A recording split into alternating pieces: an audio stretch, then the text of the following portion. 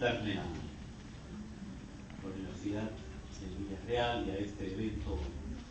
Me entusiasma ver tantos jóvenes investigadores de la historia, y espero tener una reacción de preguntas y comentarios críticos, sobre todo a lo que les voy a presentar.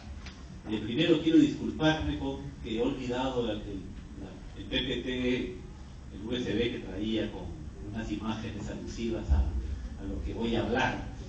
Así que, superado el primer shock de este olvido, me he rehecho anímicamente para poder poner a pelo, como quien dice, ¿no? Sin fondo musical, algo así. Tratando pues de suplir con las palabras lo que las imágenes iban a presentar de otra forma. Y creo que puede salir interesante. La idea de la presentación es exponerles cómo el estudio de la independencia guarda una serie de preguntas y retos, como dijeron bien los organizadores de esta conferencia, para la historia económica, puesto que la independencia no es en sí misma un hecho económico.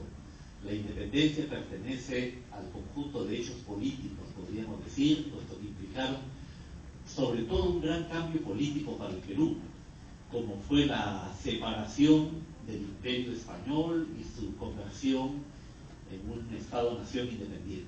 Ese es un cambio pues importantísimo. Quizás desde la conquista no había otro cambio de igual envergadura en nuestra historia. Y como les digo, fue un cambio básicamente de naturaleza política. Implicó además un cambio en el régimen político, de manera que no solamente significó que pasábamos de ser parte de un imperio a ser una nación independiente, sino que la forma como esta nación independiente se iba a gobernar rompía con toda la tradición anterior, puesto que la tradición peruana era de monarquías. Bajo los incas o bajo los españoles habíamos siempre sido gobernados por reyes.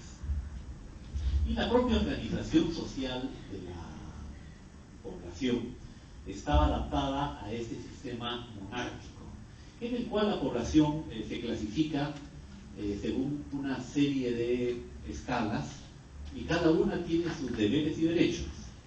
La idea de la sociedad del antiguo régimen es que los hombres no son todos iguales, y precisamente como no lo son, no se les puede tratar igual, porque a los indios no se les puede dar los mismos derechos que a los españoles, ni tampoco imponer las mismas obligaciones, porque su economía, su cultura, su organización familiar son muy diferentes.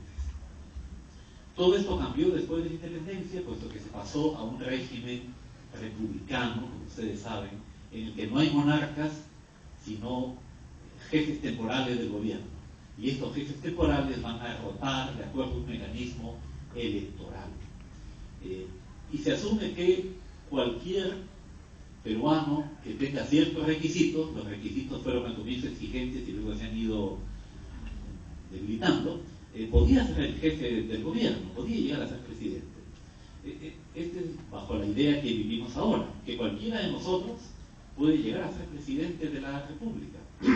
No necesita haber nacido en una provincia u otra, ser de una raza u otra, o ser de un credo religioso u otro. Cualquiera podría ser o debería poder ser, aunque en términos reales sabemos que es poco probable, ¿no?, que nos toque. En fin, o los caminos para hacerlo pueden ser muy complicados. Entonces, el régimen político sufre una gran convulsión al pasar de la monarquía a la república. Esto llevó también al cambio en la organización social. Ya la población iba a estar clasificada pues en estamentos étnicos, como era en la colonia, ¿no?, de indios, blancos, negros, esclavos, sino que ahora iba a ser clasificada en un cuerpo de ciudadanos que iban a tener derechos un poco en escala.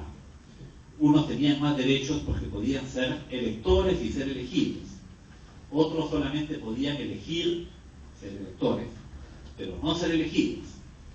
Y había los que ni podían elegir ni ser elegidos. Esa fue como la transición a la que se pasó después de la independencia. Obviamente, todas estas decisiones de separarnos de España, de adoptar el modelo republicano, de quiénes iban a poder ser elegidos y elegir, y quiénes iban a estar privados de ambas cosas, se vio en medio de grandes debates, en medio de una gran guerra civil, en verdad, porque no todos los peruanos estaban de acuerdo con estos grandes cambios que iban a venir para el país. Y los cambios han continuado a lo largo de la historia de la República. El Perú, a diferencia de otros países latinoamericanos, no ha vuelto a coquetear con la idea de la monarquía, por ejemplo. Pasó en México, por ejemplo, ¿no? Que ellos tuvieron una especie de revival, podríamos decir, de nostalgia por la monarquía, sobre todo en momentos de grave crisis para el país, y pensaron que adoptar la república había sido tal vez un error.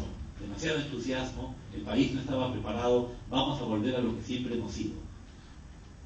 Luego esto llevó a otra guerra civil en que los monarquistas, los neomonarquistas, podríamos decir, fueron derrotados y volvió la república, ¿no? Brasil fue otro caso de país que también tuvo su prolongación monárquica hasta finales del siglo XIX, de manera que ellos tuvieron una transición a la independencia más suave, por así decirlo. Porque primero tuvieron independencia, pero con un monarca que era hijo del rey de Portugal. Entonces era una monarquía emparentada. Y luego ese hijo se emancipa y finalmente adoptan la república. Y hace poco tuvieron un plebiscito, hace poco relativamente, ¿no? Para ver si volvían o no a la monarquía. Y no por mucho ganó la república. Sería interesante ver por qué los peruanos no ha habido esta nostalgia monárquica. Nos hemos mantenido fieles a la república, aunque sí ha habido mucho debate acerca de cómo organizar el cuerpo de ciudadanos, quiénes deberían poder ser elegidos y elegir a la vez, quiénes no deberían elegir de ninguna manera. Y progresivamente, como les digo, se ha ido ampliando el derecho al voto. Esto sobre todo ocurrido en el siglo XX. Durante el siglo XIX, en general, el derecho al voto estuvo, tuvo sus más y sus menos, ¿no? Pero a partir de 1896 se cerró mucho. Y en verdad ha sido después de 1979 que se ha abierto. Así que ahí corrijo un poco la imagen que estaba dando. En el siglo XIX que estuvo más abierto y en el siglo XX que estuvo más cerrado. Hasta 1979 en que vuelve a abrirse un poco el derecho al voto. Bueno, esta introducción era para que vean ustedes entonces cómo la independencia significó ante todo una gran conmoción política, un sacudimiento que no se veía, como les digo, desde la independencia. ¿Qué puede decir la historia económica respecto de esto? Justamente el mensaje que les quiero traer es que la economía está presente en toda nuestra vida, ¿no? Desde que nacemos hasta que morimos, todo tiene costos y también beneficios. Y entonces cuando analizamos las cosas bajo esta polaridad, costo-beneficio, estamos haciendo historia económica. De manera que las grandes transformaciones políticas también traen beneficios e implican costos. En el corto plazo, en el largo plazo.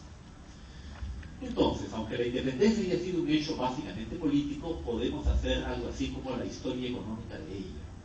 Como la podríamos hacer de cualquier otro acontecimiento político de gran envergadura. Podría ser, por ejemplo, la guerra con Chile, que fue una guerra sobre todo política, de política internacional, pero trajo consecuencias económicas. La revolución militar de Blas Colorado trajo consecuencias económicas, tuvo impulsos económicos. El mensaje entonces es: se puede hacer historia económica de los grandes acontecimientos sociales o políticos.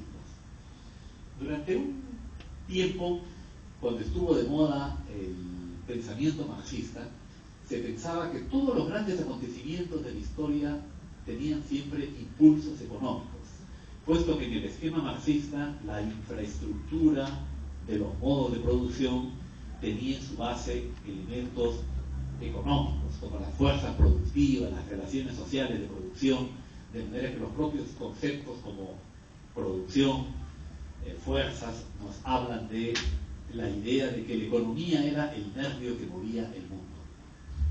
aunque hoy en día el marxismo ha dejado de tener la hegemonía que tuvo. Por experiencia, como les digo, cotidiana, sabemos que los intereses económicos suelen estar siempre presentes, de manera que en el caso de la independencia también hubo intereses económicos que estaban en medio de las pugnas que había acerca de las decisiones que debían los peruanos adoptar. Voy a dividir la presentación como en tres momentos.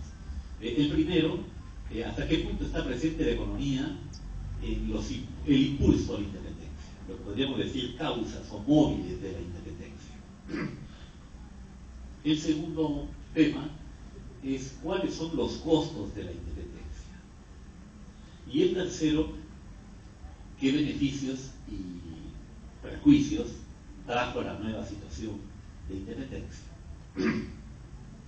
Entonces, vamos a lo primero, que es donde voy a extrañar los mapas que había preparado, pero con imaginación podemos hacer mucho. ¿Convenía la independencia al Perú como conjunto, a la economía peruana como conjunto? Dentro de los peruanos, ¿convenía más a unos que a otros? Estas son las preguntas que quisiera poner por delante o sobre la mesa en este momento. Piensen ustedes que el Perú de hoy, que tiene, pues, como saben, 24 regiones, ¿no? 25, bueno, con el Callao más, 25 regiones, fuera parte de un imperio mayor, ¿no? Un imperio X, de Estados Unidos, por ejemplo, y que la capital de dicho imperio estuviese, por ejemplo, en Cajamarca, o podría ser Puno también, ¿no? Un lugar del interior, ahí está la capital del imperio. Entonces se plantea la independencia del país respecto de ese imperio. ¿Qué pensarían los que están en la capital en ese momento de esta provincia imperial, de Cajamarca o Puno? ¿Que les conviene o que no les conviene? Yo más bien creo que pensarían que no les conviene, ¿no? Porque su ubicación geográfica no es tan buena para el comercio. En el caso de Cajamarca o Puno, son departamentos interiores que no tienen vías acuáticas, que eran las vías por las cuales el comercio era más eficiente, más productivo, con menos costos. Entonces, si ellos tenían alguna fuerza política y económica, es porque eran la capital. Si se independiza todo el país, podrían dejar de serlo, perderían la capitalidad. Esto es lo que piensan los limeños en el caso de la independencia respecto del Imperio Español. Que toda América del Sur es como ese país que les digo, que es parte de un imperio, cuya capital es el Lima. Si este imperio se desmembra y cada provincia pasa a ser un país independiente, ¿qué va a hacer de Lima? Va a dejar de tener la importancia que ha tenido. Y su ubicación frente al comercio, fíjense ustedes, es como la de Cajamarca o Puno que les ponía en mi ejemplo. No es tan buena, porque el Perú le da la espalda a lo más importante del mercado mundial de ese entonces, que era el continente europeo. El continente europeo era el gran mercado del mundo, sobre todo el norte de Europa. Mientras más cerca estaba del norte de Europa, tus posibilidades de éxito eran superiores. ¿Por qué se ha desarrollado tanto los Estados Unidos? Y sobre todo la costa que da el Atlántico, la de Nueva York. Porque está al frente de Europa. No hay milagros ahí, hay explicaciones lógicas. Entonces, los países que estaban hacia el lado del Atlántico tenían mejores perspectivas comerciales. Es el caso, por ejemplo, de las islas del Caribe, por supuesto, de Cuba, Puerto Rico, también de México, porque México tiene una costa al Atlántico y tiene la suerte que el Perú no de tener también una costa al Pacífico. Así que, o por angas o por mangas, sale bien parado México. Le podría haber ido mucho mejor de lo que le ha ido, de haber tenido, en fin, vericuetos de su historia. Los Estados Unidos, como les digo, aprovecharon bien su ubicación geográfica frente al gran mercado del mundo. Los peruanos, que estábamos en la costa equivocada del continente, el lado del Pacífico, entonces no teníamos motivo para aplaudir la independencia. En verdad, los españoles habían puesto la ciudad principal, Lima, sobre el Océano Pacífico, por la idea de poner la capital en el punto más extremo. Es como si yo voy a conquistar un territorio nuevo y quiero consolidar mi dominio en ese territorio nuevo. No haré bien en poner la capital en el inicio del territorio nuevo. La voy a poner en el punto más alejado, justamente para consolidar mi presencia en el meollo de ese territorio. Y así hicieron los españoles, ¿no? No pusieron la capital en Cartagena de India, que habría sido lo lógico, ¿no? Porque está sobre el Atlántico y está en Sudamérica. Ellos querían ponerla lo más adentro posible, en Lima, por ejemplo. Incluso se plantearon si el Cusco, pero pensaron que convenía estar al lado del mar por si acaso, por si los incas contraatacaban y había que salir corriendo. Entonces nuestra ubicación, como les digo, era mala para el comercio mundial, porque para salir al mercado europeo teníamos que darle o la vuelta al extremo sur sudamericano, la ruta por el Cabo de Hornos, o ir a Panamá y cruzar el estrecho, lo que suponía descargar el barco, caminar con la carga a la otra costa y volver a cargar el barco. Demasiado costo. ¿Quiénes iban a salir beneficiados con la independencia? Lo que hoy es Argentina, Uruguay, Brasil. No por casualidad los países que han sacado delantera en el desarrollo económico, porque ellos iban a ser beneficiarios de esto. Yo hasta ahora me pregunto por qué nos dejamos convencer por los argentinos, por los colombianos, por los venezolanos, que eran los que iban a cobrar el beneficio de la independencia, pero no nosotros. Así que nos acusan de fidelistas, monarquistas, a los peruanos, porque teníamos inteligencia y previsión y sabíamos que la nueva situación no nos convenía, al menos como bloque, como conjunto. Ahora bien, decimos peruanos y peruanos somos muchos. Hoy día somos 31, 32 millones. En ese entonces éramos poco más de 1 millón. Igual es mucha gente. Dentro de los peruanos es posible que a algunos les convenza más que a otros, les convenga, y les convenza también, ¿no? Pero les convenga más que a otros la independencia. ¿A quiénes les podría convenir y quiénes definitivamente no estarían por ello? Para eso tenemos que entender cómo funcionaba la economía peruana en la época previa a la independencia, las postrimerías del régimen colonial. Sabemos que era una economía que básicamente exportaba plata, entonces tenía productores mineros de plata. Estas exportaciones de plata eran retornadas del mercado europeo por manufacturas. Entonces había un comercio de plata contra manufacturas. Estas manufacturas eran, por un lado, insumos, como por ejemplo fierro, mucho fierro venía de Europa. Toda la producción de fierro, ferretería le llamaban en esa época, venía de Europa. No teníamos producción de hierro en el Perú. Y venían luego insumos como el papel, por ejemplo, que tampoco tenía producción interna, maderas. La madera peruana está en la Amazonía, y la Amazonía no era parte del Perú en ese momento, así que no teníamos madera. De manera que estos elementos para la construcción venían de Europa, y también venía ropa, claro, la Bretaña, por ejemplo, que como su mismo nombre indica, venía de Inglaterra, y tejidos en general españoles, y venían libros, y muebles, vajilla, loza. Este era entonces el comercio que animaba al Callao. Aparte de esta economía de exportar plata a cambio de manufacturas, había una gran economía de autosubsistencia, que era la economía de los campesinos indígenas que producían básicamente para su propio consumo. Esta economía dividida así en dos sectores, uno para la exportación de plata y otro para el autoconsumo, comenzó a sofisticarse, podríamos decir, en el siglo XVIII, en la medida en que aparece un sector que podríamos llamar de mercado interno.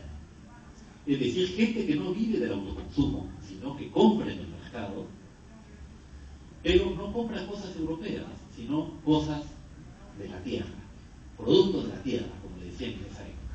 Esta economía, en cierta forma, existió desde el siglo XVI.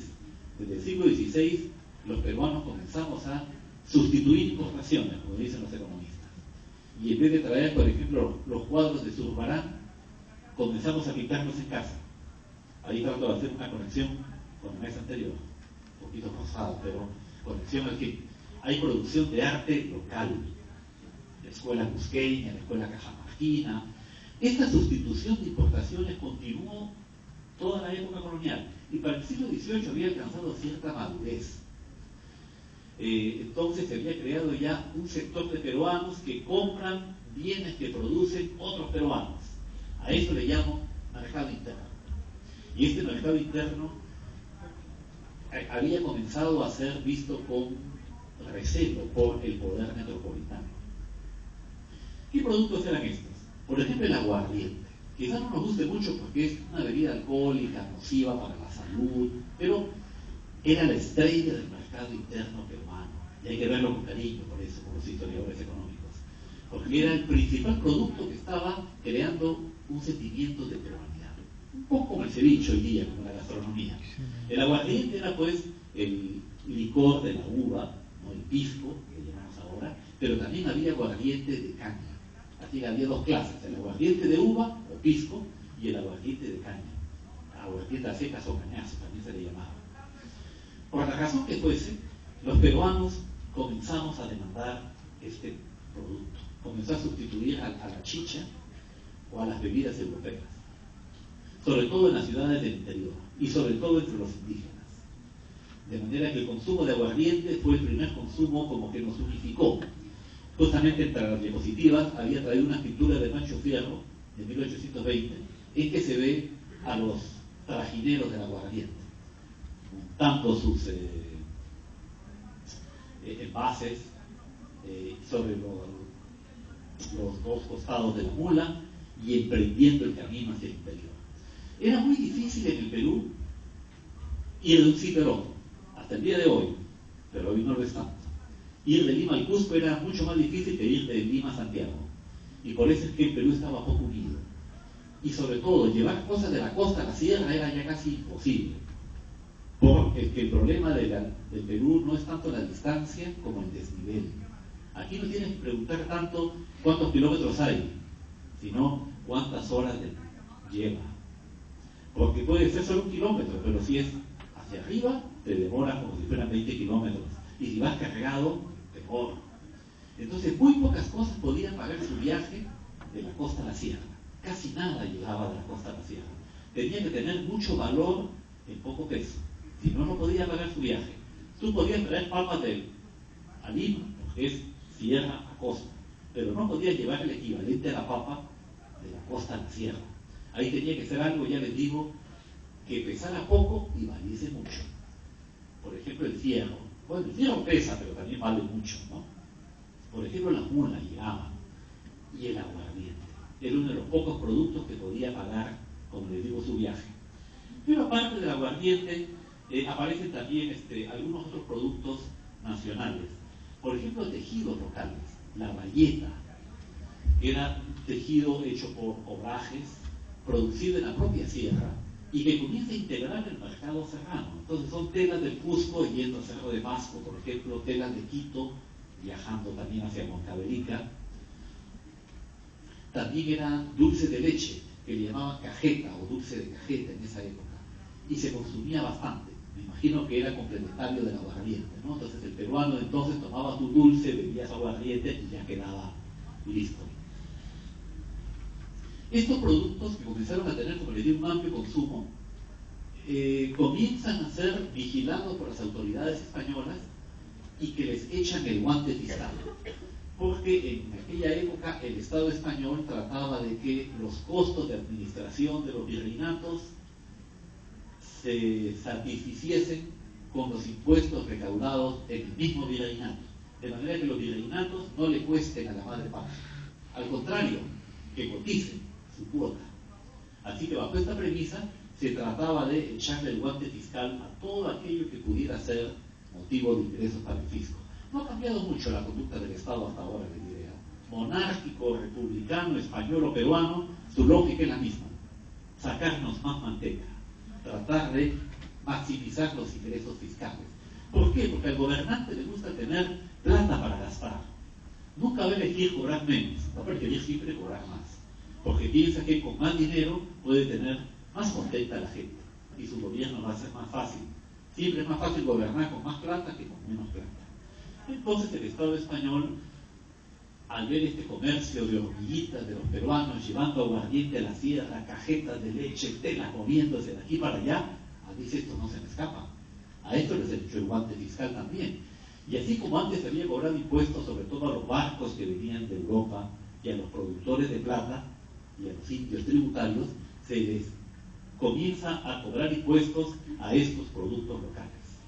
Así que el aguardiente es grabado con un impuesto llamado precisamente nuevo impuesto, que era un impuesto relativamente fuerte, como de 12,5%. Hoy en día quizás no nos parece tanto porque el IGB es hoy día de 18%. La alcabala colonial, que era de 3 y pasó a ser 6, y Tupac Amaru puso el virreinato de cabeza, hoy día está en 18%. Y el aguardiente que le cobraban 2,5%. Y también le graban con impuestos de alcabala a estos otros productos que les he mencionado. Entonces, los productores nacionales, peruanos, iba a decir, no tienen que ser necesariamente peruanos, de pronto eran españoles, pero el hecho es que, desde el punto de vista económico, eran empresarios locales. Sufren un gran agobio con estos impuestos, porque ese mercado interno que comenzaba a nacer amenaza a ser castrado, vamos a decirlo así, por esta grave carga fiscal. Así que aquí hay un motivo de descontento entre los peruanos, que es lo que se percibe como una agobiante carga fiscal. Los españoles nos estaban sacando, como les digo, mucha manteca. La rebelión de Tupac Amaru, en cierta forma, es una gran rebelión antifiscal. Él protesta contra todo lo que son impuestos, contra la mitad, que era un impuesto cobrado en forma de trabajo, contra el tributo indígena, contra las alcabalas. Como él era comerciante, le perjudicaban las alcabalas. Entonces, cuando he hecho la pregunta, si al Perú como conjunto no le convenía la independencia, dentro de los peruanos, ¿había gente a la cual le podía convenir? Y mi respuesta es, a cada uno de nosotros, ser parte del imperio español le traía beneficios y le implicaba costos. Pero para algunos los beneficios eran mayores que los costos. Por ejemplo, para los comerciantes del Callao, yo creo que para ellos los beneficios eran mayores que los costos. Entonces se matriculaban en el partido fidelista. Pero para estos productores de aguardiente, de tabaco, de cajetas de leche, de telas bastas, tal vez el resultado de esa aritmética de beneficios contra costos de ser español le salía deficitario, o sea que los costos eran mayores que el beneficio. Ellos debían estar listos para matricularse en el partido patriota o independentista. Por eso es que las guerras de la independencia fueron eso, fueron guerras, porque no había un consenso acerca de si nos convenía a todos. Y los que les convenía querían independencia, y los que no les convenía se oponían a ella, y fue una guerra civil la que tuvo que zanjar esta disputa. Así que vamos al segundo tema, el segundo capítulo que les dije, los costos de la independencia. Una vez, digamos, tomado una decisión, que puede ser, vamos a favor de la independencia, vamos a luchar por la independencia, aplicar la decisión tiene costos. Aplicar una reforma tiene siempre costos, nunca es gratis. Y el problema es que cuando uno inicia la reforma, nunca vas a ver cuánto va a costar. Es como te metes en una guerra, no sabes cómo va a terminar y cuántos costos te va a traer. Para algunos países latinoamericanos, la independencia tuvo poco costo, en el sentido de que ni implicó mucha pérdida de vidas humanas ni de recursos económicos.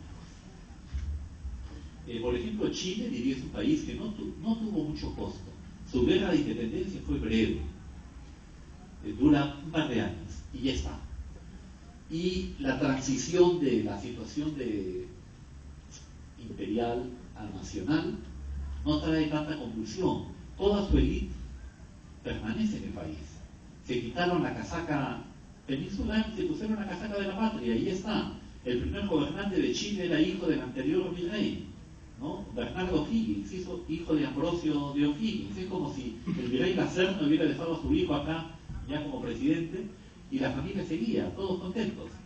Entonces Chile no perdió ni gente, cuando digo perder gente, no solamente que muere en el campo de batalla, gente que se fue, que emigró, y ese fue el capital humano que se perdió. El Perú pierde como 10.000 empresarios con la campaña de independencia. Y uno pensaría que a empresario muerto, empresario puesto, es decir, que a un empresario se le reemplaza fácilmente. No, señores, construir una clase empresarial toma tiempo, es todo un proceso de aprendizaje, de manera que esa pérdida de 10.000 empresarios no se recuperó en una generación o dos. Ese fue el costo que el Perú tuvo que pagar, que no tuvo que pagar Chile, que no tuvo que pagar Brasil. Otros países como México, como Perú, tuvieron en cambio guerras de independencia más o menos largas y costosas. Nuestra guerra de independencia dura 17 años, si la contamos desde 1809, cuando el virrey Abascal comienza a luchar contra los patriotas del Río de la Plata que quieren entrar al Alto Perú, y el virrey Abascal manda el ejército de Goyeneche, de Valdés, y mantiene a raya a los rioplatenses en el Alto Perú. El Perú ya está gastando recursos ahí cuando manda soldados a la audiencia de Quito a develar las juntas de gobierno o a La Paz. Y es una guerra que no termina hasta que la última bandera española es arriada en 1826 en el puerto del Callao. Entonces, imagínense 17 años de guerra, movilizando más o menos 25.000 hombres, entre los que defendían al rey y los que luchan por la patria, para una población de poco más de 1 millón de habitantes. Entonces, todas las mulas, en vez de estar haciendo comercio civil, están llevando bastimentos para la guerra. Los hombres jóvenes, en vez de estar labrando los campos y las minas, están luchando en la guerra. Son 17 años que la economía pues está desangrada. El costo es grande, pero tengo que ir a paso de polka porque los minutos aprietan y quiero ir al último punto entonces. Las consecuencias económicas de la independencia. 5 minutos, ya.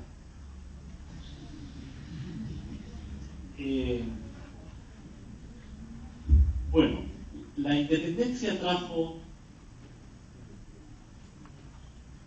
podríamos decir, consecuencias en el corto y en el largo plazo. Y es que lo bueno distinguirlas. En el corto plazo las consecuencias fueron casi todas negativas por la gran duración que tuvo la guerra.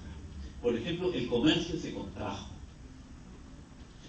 Ya les digo, si al Perú llegaban los barcos en la época española, es porque los españoles querían mantener activo ese punto en la costa alejada, que era la costa del Pacífico. Pero una vez que los países latinoamericanos se independizan todos, ya a nadie le interesa mantener esa frontera viva. ¿No? Es algo así como que nosotros dijéramos, pongamos que a los peruanos de hoy nos interesa Caballococha. ¿Por qué? Porque es la frontera con Colombia, con el Brasil, y no queremos que se brasileñicen o se colombianicen, así que hay que mandarles recursos. Aunque ahí se recauden pocos impuestos, no importa, le llevamos desde Lima recursos para que esa frontera esté viva. Pero imagínense que el Perú se haya fragmentado y eso de Caballococha se haya quedado ya suelto, independiente. A Lima ya no le iba a interesar mantener esa frontera viva. Igual le pasó entonces al Perú. Así que el comercio naturalmente se contrae. Si antes exportábamos 10 millones, ahora a duras penas exportaremos 5 millones. Y si no puedes exportar más que la mitad que antes, tampoco puedes importar lo que antes. Tus importaciones van a reducirse. Eso por un lado puede ser bueno, por otro puede ser malo. ¿Por qué podría ser malo? Claro, porque no llega el papel, no llegan los libros, no llega la nueva tecnología. Es como que los peruanos ya no nos llegaran televisores de plasma, ni computadoras, ni automóviles, ni todo lo que se construye en el exterior. Diríamos que desgracia, ¿no? Tendríamos que caminar a pie, o ir en bicicleta, y escribir a mano. No nos llegarían los libros de los grandes historiadores del mundo. Pero algunos de ustedes podrían pensar mejor, porque construiríamos nuestros propios vehículos y escribiríamos nuestros propios libros y fabricaríamos nuestros propios televisores. Ese es el lado bueno que tiene la desconexión comercial, que hay un incentivo a producir por ti mismo lo que antes traías de fuera. Sin embargo, este mecanismo se desencadena cuando la economía está relativamente preparada para dar ese paso. Por ejemplo, yo no sé si hoy día estaríamos preparados para construir nuestros propios vehículos, computadoras y televisores. Probablemente no. Y simplemente nos quedaríamos pues haciendo cuentas con el ábaco y escribiendo a mano. Es decir, retrocederíamos como 200 años. En cambio, cuando la economía ya está en un estado intermedio, ya se puede plantear el reto de fabricar las cosas por sí mismas. Hay un fragmento de Peregrinaciones de una paria de Flora Tristán que yo les recomiendo leer o releer, en el que ella discute con el entonces coronel San Román acerca de cuál es la política económica adecuada para el Perú de 1833 o 34, que es el año en el que Flora Tristán está acá. Y entonces el coronel San Román le dice: vamos a dejar de comerciar con Europa para fabricar nosotros mismos las cosas. Es la manera de progresar, la manera como lo ha hecho Inglaterra. Y Flora Tristán le dice: se equivoca usted, coronel. Los obreros no se forman como los soldados, ni las fábricas como los cuarteles. Lo que se necesita es más comercio con Europa para que eso genere, Flora Tristán dice, excitar el deseo de emulación. O sea, querer ser como los europeos nos lleva entonces a querer consumir lo que ellos consumen. Y una vez que existe este apetito de consumo, van a aparecer artesanos. Y una vez que tengan bastantes artesanos calificados, van a poder comenzar a fabricar las cosas por vosotros mismos. Pero si en este momento simplemente se desconectan de Europa, lo que les espera no es el progreso, sino el atraso. Así que las doctrinas de política económica tienen su momento, no se pueden aplicar a cualquier lugar, en cualquier momento. En ese sentido, la desconexión que el Perú tuvo de la economía europea no llegó en un buen momento. Y por eso va a traer perjuicios, yo creo, en el largo plazo. De otro lado, hay una contracción de la recaudación tributaria. El Estado peruano republicano, paradójicamente, no puede cobrar los impuestos que cobraba el Estado monárquico español. Uno diría que mientras más popular es el rey, más impuestos puede recaudar. Entonces se entendería que el presidente de la República es más popular que el rey de España, porque para empezar, el republicano, como ustedes saben, en el que no hay monarcas, sino jefes temporales del gobierno. Y estos jefes temporales van a rotar de acuerdo a un mecanismo electoral. Y se asume que cualquier peruano que tenga ciertos requisitos, los requisitos fueron al comienzo exigentes y luego se han ido debilitando, podía ser el jefe del gobierno, podía llegar a ser presidente. Este es bajo la idea que vivimos ahora, que cualquiera de nosotros puede llegar a ser presidente de la República. No necesita haber nacido en una provincia u otra, ser de una raza u otra, o ser de un credo religioso u otro. Cualquiera podría ser o debería poder ser, aunque en términos reales sabemos que es poco probable, ¿no?, que nos toque poner a pelo, como quien dice, ¿no?, sin fondo musical, algo así, tratando pues de suplir con las palabras lo que las imágenes iban a presentar de otra forma. Y creo que puede salir interesante. La idea de la presentación es exponerles cómo el estudio de la independencia guarda una serie de preguntas y retos, como dijeron bien los organizadores de esta conferencia,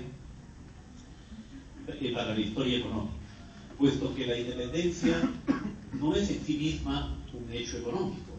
La independencia pertenece al conjunto de hechos políticos, podríamos decir, puesto que implicaron sobre todo un gran cambio político para el Perú, como fue la separación internacional, por invitarme a la Universidad de Villarreal y a este evento. Me entusiasma ver tantos jóvenes investigadores de la historia, y espero tener una reacción de preguntas y comentarios críticos, sobre todo a lo que les voy a presentar. Primero quiero disculparme con que he olvidado el PPT, el USB que traía con unas imágenes alusivas a lo que voy a hablar. Así que, superado el primer shock de este olvido, me he rehecho anímicamente para poder Y la propia organización social de la población estaba adaptada a este sistema monárquico, en el cual la población se clasifica según una serie de escalas y cada una tiene sus deberes y derechos. La idea de la sociedad del antiguo régimen es que los hombres no son todos iguales y precisamente como no lo son, no se les puede tratar igual, porque a los indios no se les puede dar los mismos derechos que a los españoles, ni tampoco imponer las mismas obligaciones, porque su economía, su cultura, su organización familiar son muy diferentes. Todo esto cambió después de la independencia, puesto que se pasó a un régimen de reclusión del Imperio Español y su conversión en un Estado-nación independiente. Este es un cambio pues, importantísimo. Quizás desde la conquista no había otro cambio de igual envergadura en nuestra historia. Y como les digo, fue un cambio básicamente de naturaleza política.